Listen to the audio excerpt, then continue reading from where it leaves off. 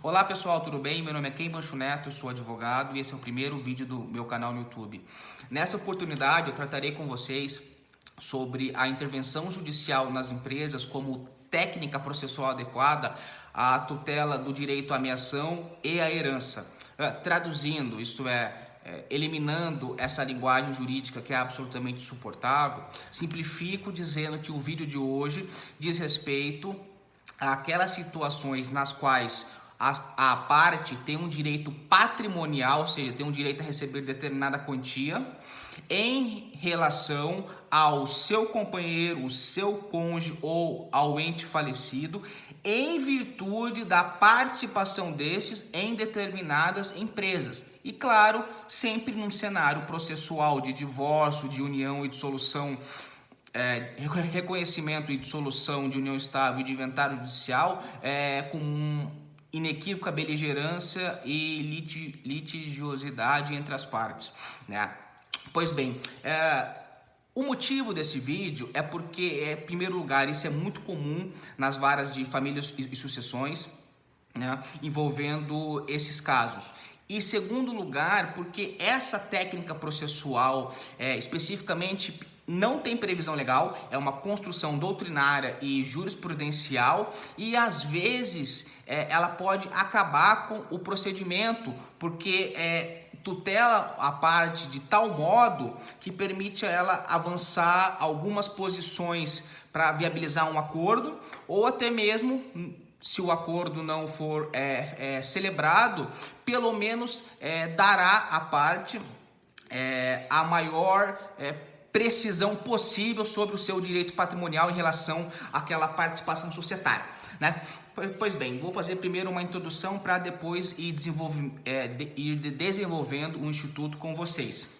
Estou aqui com um resuminho do lado para facilitar a exposição e, vez ou outra, vou fazer o uso dele, né? Pois bem, na maioria dos contratos sociais de sociedades limitadas, se observa uma cláusula que torna inadmissível o ingresso do cônjuge, do companheiro ou dos herdeiros no quadro societário, né? Fazendo aí incidir a regra prevista no caput do artigo 1056 do Código Civil a respeito da indivisibilidade das cotas sociais. E esta circunstância que se opera no plano de direito material reflete na sentença de partilha e, mais especificamente, na produção de determinado feixe eficacial, né?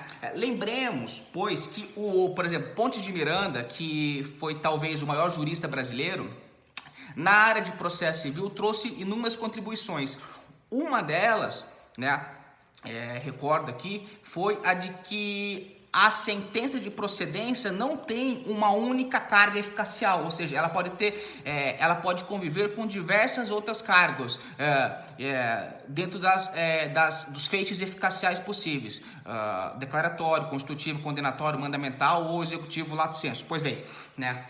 A sentença de partilha, normalmente, ela tem um feixe eficacial declaratório, ou seja, se reconhece o direito do cônjuge, do companheiro ou do herdeiro a determinado bem. Além disso, na maioria dos casos, a sentença também terá uma eficácia constitutiva, porque ela irá estabelecer um regime de copropriedade em relação a determinados bens, como ocorre, por exemplo, com os imóveis adquiridos pelo falecido, pelo decúdios, ou por um dos cônjuges ou companheiros, né? No entanto, como há essa questão da indivisibilidade das cotas sociais, né? Veja que isso não elimina a possibilidade de partilha. No entanto, o feixe eficacial que nós teremos não é o constitutivo, é o condenatório. Ou seja, a sentença de partilha que reconhece o direito do companheiro, do cônjuge ou do herdeiro em relação à participação societária do acionado em juízo, terá uma carga eficacial condenatória. Basicamente o seguinte: eles não terão o direito de serem sócios, mas sim de cobrar um valor equivalente àquela participação societária, certo? Bom, e neste cenário, vejam que é muito comum, conforme eu já disse anteriormente, que no caso do inventário, o quadro societário remanescente, ou no caso do divórcio ou da dissolução de união estável, que o próprio sócio, que o próprio cônjuge ou companheiro seja o sócio administrador, ou não o sendo, conta com o apoio dos demais membros do quadro societário, e todos acabam atuando unidos num único propósito de inviabilizar que esse herdeiro, que o cônjuge ou o companheiro consiga apurar com a maior precisão possível qual que é a expressão do direito patrimonial dele, certo? É neste âmbito que se discute a técnica processual da intervenção judicial nas empresas. Pois bem, essa relação entre Estado e atividade econômica no âmbito do direito empresarial é regida pelo princípio da intervenção mínima, ou seja, a intervenção estatal na economia via poder judiciário é, digamos assim, a última raça, ou seja, uma medida extremamente excepcional, não só porque se tutela a autonomia da vontade, né? Mas também para evitar que se rompa toda uma cadeia de ações entre os sócios e administradores fundadas em cálculos econômicos, que pode até desequilibrar todos os custos e os benefícios das negociações entre os sócios, por exemplo, na disposição de capital social, classificação de cotas, de direitos patrimoniais e da regência da sociedade em si mesma. Então, isso sem falar, e é bom que se diga, que da possibilidade de uma intervenção judicial descabida, inconveniente, causar prejuízos patrimoniais para a empresa, porque não importa quantos títulos o interventor judicial tem, toda empresa tem uma realidade própria, um cotidiano próprio cuja insensibilidade, desconhecimento por parte de um terceiro, que ainda que supostamente qualificado, por vezes não consegue gerir tudo aquilo e acaba levando a sociedade, a empresa, a resultados econômicos simplesmente indesejáveis, né? Pois bem, se por um lado existe toda essa preocupação, né? De outro, há de se convir que é inadmissível a jurisdição fechar seus olhos para o cometimento de inúmeros ilícitos e a produção de inúmeros danos no âmbito dessas empresas para tentar prejudicar os direitos patrimoniais do cônjuge, do companheiro ou do herdeiro, né? Então, nesse sentido, ponderando essas duas circunstâncias, se criou no âmbito doutrinário e jurisprudencial a figura da intervenção nas empresas e a figura jurídica do interventor. E quais são essas hipóteses? São hipóteses, sinceramente, um pouco clássicas, claro. Por exemplo, a omissão deliberada ou a fraude, né, a adulteração no registro dos livros empresariais e na escrituração contábil, financeira e fiscal, a dissipação do patrimônio da sociedade através da alienação fraudulenta de bens imóveis e imóveis, o descumprimento de ordens judiciais, a confusão patrimonial para aumentar o passivo da sociedade, tentando desvalorizar a participação societária do sócio envolvido ou do decujus, de modo que a sociedade tem que pagar, no final das contas, um valor muito inferior àquele realmente devido à parte, né? A constituição de nova pessoa jurídica para transferir cliente, para transferir bens, para esvaziar o patrimônio, todo o ativo de determinada sociedade, né? Então veja, são todos esses casos, onde é que são bem comuns, onde é que está a grande dificuldade? Na produção de provas nesse sentido, que evidentemente não tem como num vídeo eu explicar como que se produz as provas nesse sentido. Isso vai depender exclusivamente da capacidade do advogado de atuar nesses feitos, né? Pois bem, então esses são os casos genéricos que todo mundo conhece e que praticamente todas as pessoas que atuaram em divórcios soluções de união estável ou inventários judiciais envolvendo empresas já passaram por uma situação semelhante, né? Pois bem, a intervenção judicial, ela constitui, quando configuradas aquelas hipóteses, um interventor na sociedade, não necessariamente um administrador, viu? Que tem a figura jurídica, a natureza jurídica, melhor dizendo, de um auxiliar do juízo, um auxiliar da justiça, ali nos moldes do artigo 149 do Código de Processo Civil. Eu reputo desnecessário fazer maiores comentários a respeito dessa natureza. O que mais nos interessa, claro, são as modalidades de intervenção, tá? Porque veja, recordemos, pois, do princípio da intervenção mínima, certo? Se configurada uma circunstância muito grave, entre as hipóteses, por exemplo, que eu citei anteriormente, certo? Não existe um único modo de intervenção para solucionar esse problema e resguardar a apuração do direito patrimonial da parte interessada, certo? Existem diversas modalidades que refletem, uma evolução do grau e da intensidade da intervenção na sociedade, né? Entre as diversas figuras ou diversas modalidades que a doutrina aponta, eu separei 3 aqui para a gente discutir, porque eu acho que de todo e qualquer modo elas solucionam de modo geral os impasses, certo? Então vamos por, digamos assim, grau de intensidade de intervenção, certo? A primeira figura é do observador, né? Tratemos dele desta forma, com essa nomenclatura, né? Porque o observador, ele representa o grau mais tênue de intervenção judicial na empresa, porque não há a destituição dos poderes dos administradores e dos gestores, certo? E muito menos concessão de poderes de gestão a este interventor, né? Ao observador. E o que ele faz basicamente? Ele acompanha o dia a dia da empresa, faz anotações, pega toda a documentação a fim de assegurar o que? Justamente essa lisura do procedimento de apuração dos direitos patrimoniais do cônjuge, do companheiro e do herdeiro, né? Vejam, aqui eu faço menção a um julgado do TJ do Tribunal de Justiça do Paraná, tá?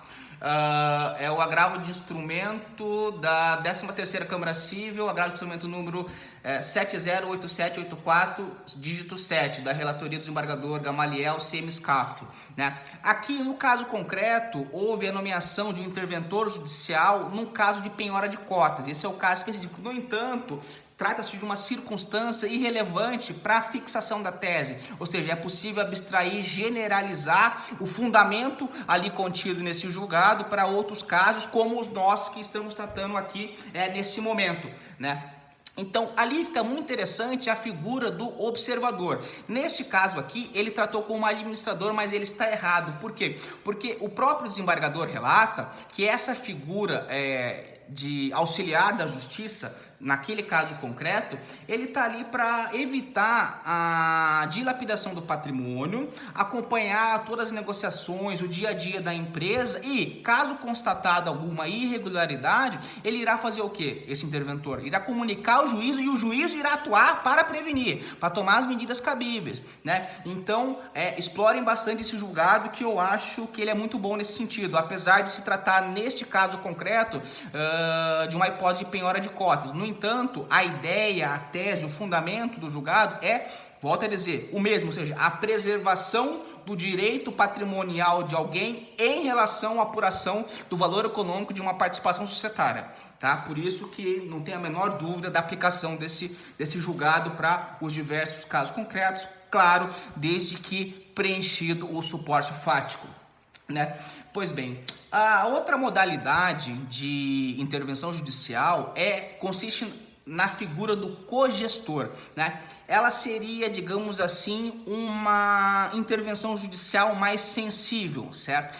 Ela não chega a destituir, ela não implica na destituição dos gestores ou dos administradores da empresa, certo? No entanto, condiciona a continuidade da empresa ou determinadas outras questões ao consentimento deste interventor judicial que recebeu a seu favor a partilha da gestão da sociedade, certo?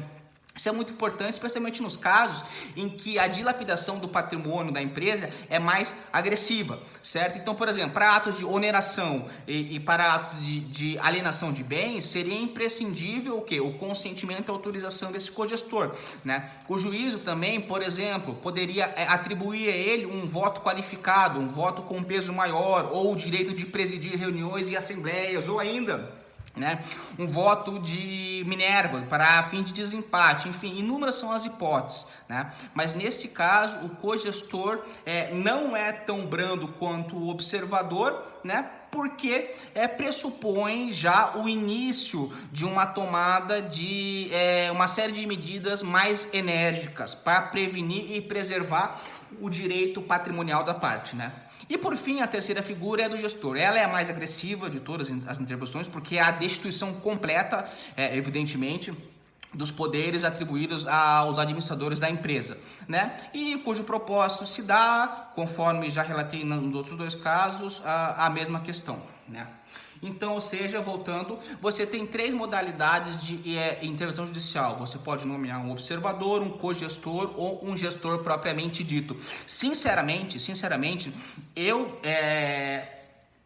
na minha opinião pessoal, eu acho que a figura do observador ela já é o suficiente, porque raras são as hipóteses em que a parte ou o quadro societário está disposto a correr o risco de tomar uma série de medidas que levem à fulminação da capacidade patrimonial da empresa. Eu acho isso muito improvável, acho que é assumir um risco muito grande, inclusive com repercussões criminais. Mas claro, se for o caso concreto, você tem aí as outras duas figuras mais enérgicas, com atuação mais intensa, né, que são as figuras do gestor e do cogestor. Pois bem, né? Qual é o modo processual que eu posso utilizar para fazer esse tipo de requerimento, né? A nomeação do interventor judicial ela será requerida em sede de tutela provisória de urgência, né? Mas qual espécie desse gênero, provimento de urgência, nós estamos tratando especificamente, com toda a razão da medida cautelar. Aqui eu vou fazer algumas divagações. Nos debates preparatórios à edição do atual Código de Processo Civil, retomou-se no âmbito doutrinário, né, uma discussão a respeito da conveniência da manutenção da distinção entre provimentos antecipados e cautelares. Se fazia algum sentido ainda tornar o processo civil mais complexo e, de algum modo, prejudicar o jurisdicionado. Pois bem, particularmente, eu não vejo problema nenhum na manutenção dessa distinção. Acho que até isso faz bem há uma dogmática muito específica, muito delimitada e muito séria e, sobretudo, rigorosa, né? E não vejo nenhum problema que essa certa complexidade, esse tecnicismo jurídico, não vejo que isso irá prejudicar o jurisdicionado por uma razão muito simples. O legislador aplicou a fungibilidade, ou seja, se no final das contas o provimento de urgência requerido se tratar de cautelar e não de satisfativo, eu concedo, mas de acordo com o fundamento correto, ou seja, não deixo a parte se prejudicar em razão de uma querela formal, né, a respeito de processo civil. E mais, do ponto de vista do Código Civil, essa distinção se justifica, e aqui eu dou uma única razão. A tutela antecipada antecedente se estabiliza, a tutela cautelar antecedente não. Então aí um excelente motivo que justifica essa distinção, tá? Pois bem, chamei ela de cautelar. E por que ela é uma medida cautelar? Tá? Veja, porque ela é, como dizia, o instrumento do instrumento, ou, como preferem outros autores, é um instrumento de proteção do direito da parte, ou seja, se trata de uma medida para preservar a jurisdição prestada em favor daquele que tem um direito patrimonial em relação a uma participação societária a título de meação ou a título de herança, porque vejam, certo? Porque vejam aqui, isso aqui é muito importante. Por que ela é cautelar? Porque ela tutela o procedimento, certo? Porque veja, não tem como eu prestar uma tutela jurisdicional idônea, efetiva e adequada do direito à meação e do direito à herança, partindo da premissa de que a apuração patrimonial econômica desse direito será infrutífera porque alguém está obstaculizando tudo isso, certo? Então, a intervenção judicial é uma técnica requerida em sede de tutela provisória de urgência de índole acautelatória, certo? Pois bem. E mais, por que ela também não é satisfativa? Né? Porque, veja, a medida satisfativa pressupõe a antecipação dos efeitos da tutela final, certo? E, segundo a doutrina praticamente unânime do direito societário, a constituição definitiva de um interventor judicial na empresa, ela é impossível, não existe isso. Certo? Então, deste modo, se não há o pedido final, não tem como ser, evidentemente, antecipado. E daí a sua natureza cautelar. Claro, quando você fizer esse requerimento, vai ter que demonstrar ali os pressupostos do artigo 300, o periculum in mora e o fumus boniuris. Né? Claro, e também a reversibilidade da medida. Né?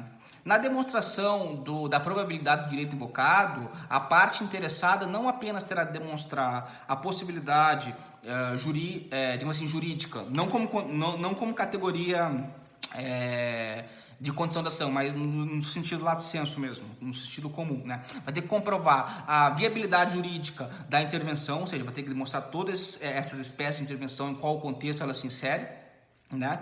E também terá que demonstrar que, pelo menos em sede de cognição sumária, claro, né, a probabilidade do direito dela à meação ou à herança em relação a essa participação societária. Por outro lado, no âmbito do periculum in mora, né, a parte terá que demonstrar, vai ter que vincular todas aquelas circunstâncias, aquelas hipóteses graves de dilapidação patrimonial, ocultação de documentos, dissipação de patrimônio, confusão patrimonial e etc, né, para demonstrar a urgência do provimento, que precisa ser imediato. Claro, o contraditório, ele pode ser o prévio contraditório da parte adversa pode ser assegurado, né? Ou pode ser postergado, como claramente indica o inciso 1º do artigo 9º do Código de Processo Civil. Tudo dependerá, evidentemente, da gravidade do caso concreto.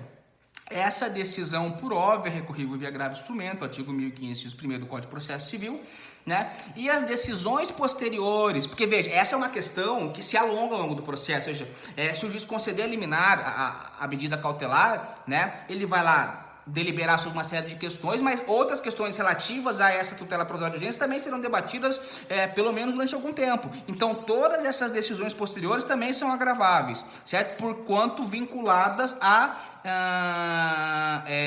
tutela provisória de urgência. E lembremos-nos que a dicção do inciso 1º do artigo 1015 diz respeito ao seguinte: decisões judiciais que versarem sobre tutelas provisórias de urgência. Pois bem, né?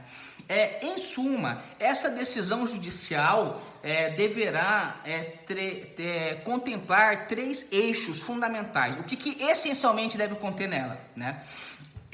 Ela deve estabelecer os propósitos e os deveres e a missão, no final das contas, do interventor judicial, seja ele qual for, o observador, o gestor ou o gestor, né? O magistrado terá que delimitar especificamente qual é a causa que o conduziu a tomar essa decisão, porque isso é muito importante, né? E também o tempo da medida. Por exemplo, ele pode fixar um prazo determinado ou ele pode sujeitar o término da intervenção a alguma circunstância, né? Por exemplo, o desaparecimento das circunstâncias constitutivas do periculum in mora ou, por exemplo, o trânsito de julgado da ação ou algum outro momento que lhe convir. Mas, claro, tudo isso será, né, objeto de debate judicial.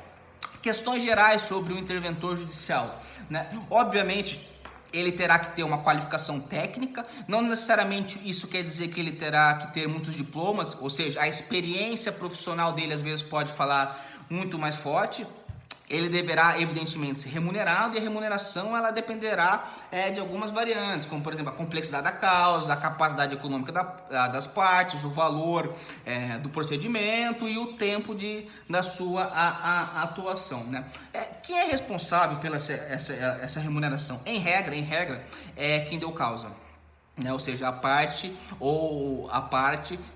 adversa que estava obstaculizando o direito à reta e idônea apuração do direito patrimonial do cônjuge, do companheiro ou do herdeiro, né?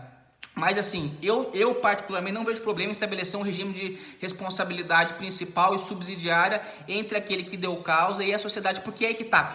A intervenção judicial em qualquer uma daquelas figuras, de algum modo também beneficiará a sociedade, né? E claro que, eventualmente, a sociedade tendo que arcar com essa remuneração, nada impede que ela exerça o direito de regresso em face do sócio, né? Bom, a destituição, né, desse administrador, desse interventor judicial, se dá sempre por falta grave e mais, sempre pelo próprio magistrado e nunca por deliberação societária, certo? Lembre, isso é muito importante. Os sócios não têm legitimidade para destituir o interventor judicial, somente o juízo, né? Claro, no curso da intervenção judicial, pode ser que esse auxiliar do juízo cometa alguns equívocos, tá? E como é que fica a responsabilização civil, né? Em regra, a gente tem que lembrar que essa intervenção judicial será uma obrigação de meio e não de fim, certo? Ou seja, existem certos riscos naturais que poderão produzir efeitos econômicos deletérios à empresa e que isso não decorre necessariamente de uma má atuação do interventor judicial dentro da empresa, claro. Nesse caso, a responsabilização civil desta figura está condicionada à existência de prejuízos, evidentemente, mas também à presença de má fé ou de dolo, ou seja, de uma intenção do interventor judicial em provocar todos esses prejuízos. Pessoal, estamos finalizando aqui, o vídeo até já se estendeu um pouco mais do que eu gostaria, né?